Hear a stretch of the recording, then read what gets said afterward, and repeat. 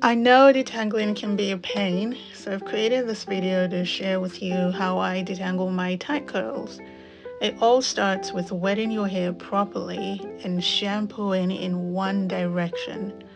It also involves shampooing the strands of your hair to make sure that your hair is clean. When your hair is clean enough, it absorbs the conditioner and gets weighed down by the conditioner and water combo and allows you to have that slip that you need.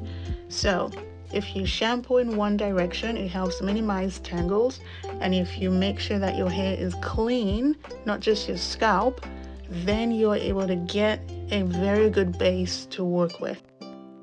Moving on, we apply the conditioner and make sure our hair is completely saturated with conditioner to where it is heavy and flat. We want to apply enough conditioner to where we're not struggling, but we also want to apply water so that it activates the conditioner and helps spread the conditioner across our sections. We go ahead and section our hair off, and I always recommend 3 things. Number 1, work in sections small enough for your hands to hold. Number 2 is use sufficient product so that you are not struggling. Number 3 is to start by finger detangling. You want to use your fingers first to loosen those big knots and those big clumps of hair that have married each other over the days or weeks. And you make sure that you don't want to rip through it with your brush, so it's always safer to go in with your fingers to loosen that up, loosen the section up, and then go in with your brush. Once you move on to the next section, make sure to add more water if you're needing water. You know when you need water when your hair is not foaming with the conditioner in it. So we want that foamy situation going on, and that helps us detangle. We use our brush and we start at the ends of the section and we work our way up slowly. Now with this brush, we want to start vertically and then horizontally. So apply some water to your section, smooth the conditioner onto your section, use your fingers to undo all of the big knots and tangles, and then go in with your brush. Start at the ends vertically and work your way slowly upwards. As you can see here, I'm struggling because my section is way too big for my brush. And so I go in multiple times, but then I also divide the section into a smaller section. When going in with the brush, I make sure that I brush from every side of my section, from the left, the right, the top, and the bottom of that section. Here we go, I've split the section into a smaller section, and I'm going in again with my brush, making sure that I'm detangling every side of that section. And then I move into the next section. I always make sure to detangle from all 4 sides. This just gives me a more thorough detangling session. If your section is too big, split it up and then smooth the conditioner onto the section, making sure that each section is nourished with a conditioner, because the conditioner goes in and closes our cuticles. It not only helps us to detangle our hair, but it also nourishes our hair and closes our cuticles that have been raised by the shampoo to lift up all the dirt and all the sweat and all the pollution that's been sitting on our hair. Conditioner goes in, seals the cuticles, and then we use it to detangle. So make sure you're using enough and you're using good quality conditioners that will do both purposes. And also make sure to start detangling vertically before you switch to a horizontal brush through your hair. I also remember to detangle from the underside of my section, not just from the top, and this just ensures that my process is thorough. So once again, I'm going in with my fingers first. Funny thing is that I wash my hair every week at least, most of the time, yet I still have to go in with my fingers first. So even though I'm not struggling, I don't just go in with my brush because of this that you see, this tangle situation going on.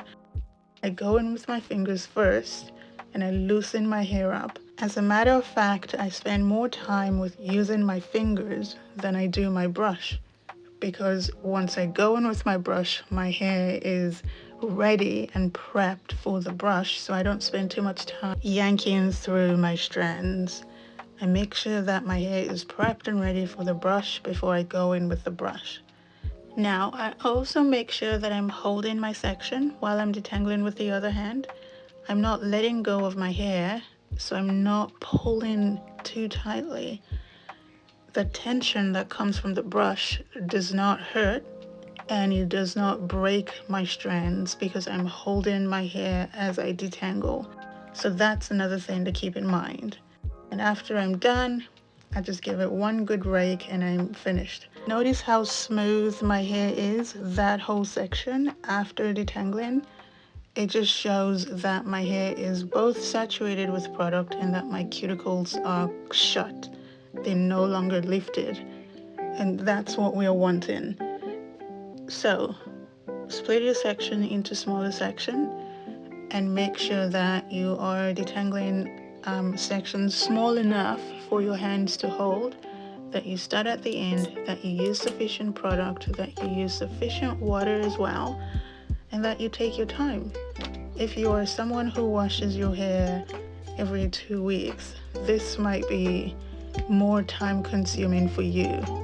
If you're someone who washes your hair every 3 to 5 days, then detangling will go by faster. How do I know?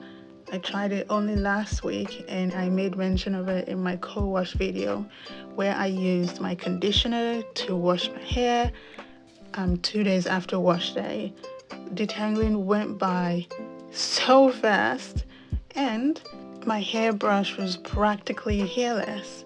So it wasn't long enough for shedding to accumulate in my hair, so conditioning and detangling were a breeze. However, on regular weekday washing and conditioning session, my detangling process takes about 15 minutes. If I go longer than 2 weeks or 3 without washing my hair, I make sure to pre-poo before I hit the shower. There is nothing worse than going into the shower and water hitting matted hair. So I've learned my lesson. I make sure that I pre-poo beforehand if I've gone a long period without washing my hair. And what that entails is I'll just spritz my hair with water to where it is wet, not just damp, wet. And then I apply my conditioner and I walk through my sections or walk through my hair in sections, making sure to loosen up all of those knots and tangles. I might also need to go in with my scissors to cut up some knots that I'm unable to undo with my fingers, and that's fine. However, what I will not do is walk into the shower with knotted, tangled hair, because that's a nightmare. This is a conditioner that I'm using in the session, and I've used it for the greater part of this year, and I absolutely love it.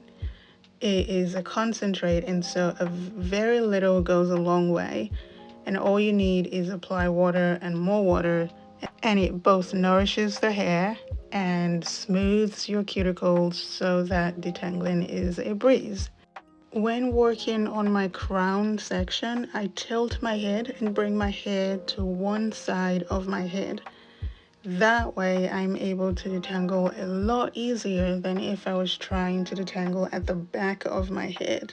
So if you're struggling to detangle the crown of your head, just bring it to one side of your head so that you can use your dominant hand to detangle and your other hand to hold your section. That way you have more control over your detangling process and you are able to give that section a very thorough detangling.